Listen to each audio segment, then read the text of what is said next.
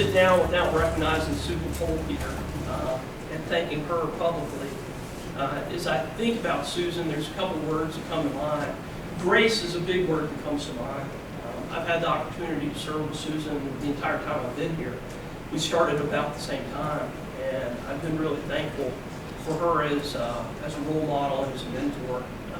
And seeing her not only in situations where she's doing this role as your director of volunteers, but also seeing her as a daughter, as a mother, as a wife, and also as a patient. And so seeing her and getting a little glimpse into her life, the notion of grace and service and friend come to mind. And she has been a tremendous witness, not only for you as volunteers, but also for this organization and this community as a whole.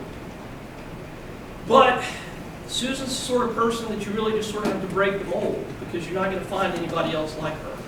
And so it's a good thing, David. And so really that's sort of what we've had to do.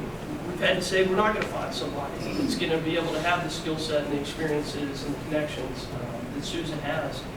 And so we've really tried to reimagine the role of Director of Volunteer Services. And so it is really my honor to introduce to you the person that won't fill Susan's shoes, but the person that will come in and hope to carry on the legacy that Susan's established.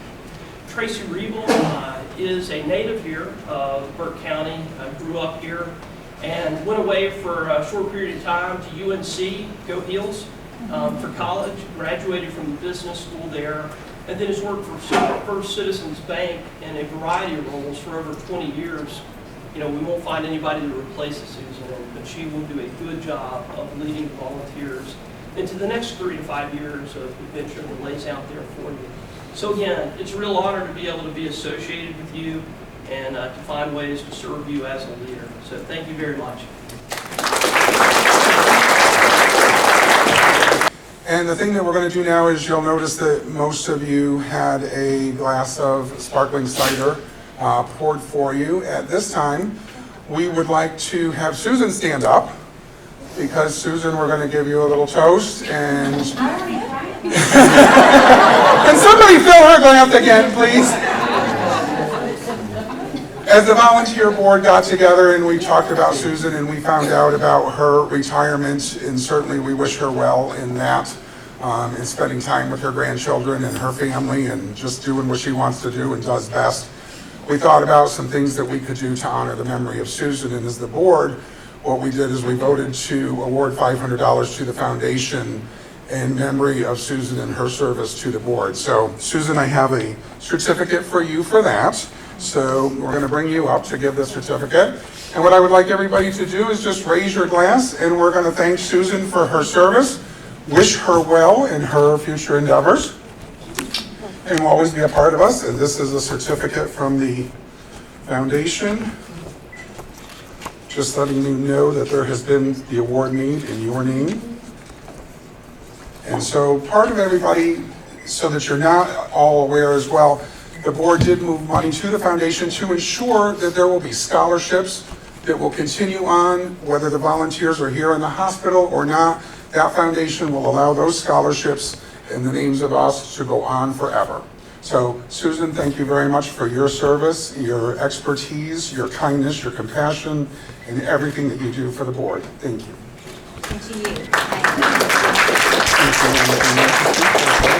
You know, life gives lots of chapters, and I have been so blessed. Last night at our church, we talked about blessings, and so my comment was, if I started last night until the last breath I breathed, I couldn't thank God and my family and my friends and the opportunities I've been given.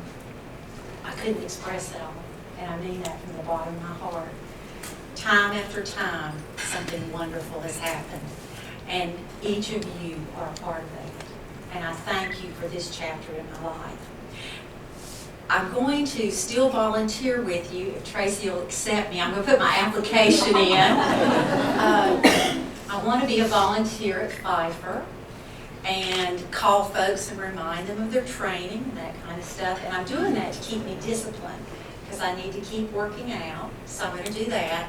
I'm also going to volunteer at hospice. I talked to you guys about the tuck-in program, where you go and stay with people who are terminally ill, and I'm going to choose some folks maybe who don't have family or friends to be with them in their last days. It's a program Susan knows, Susan Brown. It's called Dying with Dignity. No one dies alone.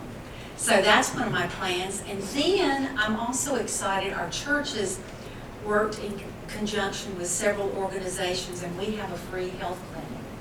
And we've really served a lot of people in Eastern Burke County. So that's going to be my third area of volunteerism. But more than anything else, the reason I'm retiring, I have it in this little photo, are these two girls right here. These two girls, this is Hadley Caroline, and this is Reese Catherine, and these are my granddaughters, and they're 4 and 2. And I want to go to Davidson and babysit, and I used to have a former life as a teacher, and Hadley will be in preschool 4 days, and Reese 3, and I thought I might could go and help some of the children who are having trouble in school. So I'm going to go to preschool and be a volunteer teacher, and most of all, a grandmother and a wife. So I thank you all, and I cannot wait to see how Tracy leads us as volunteers to the next level. And working under David and his organizational leadership, it's all going to be wonderful. And thank you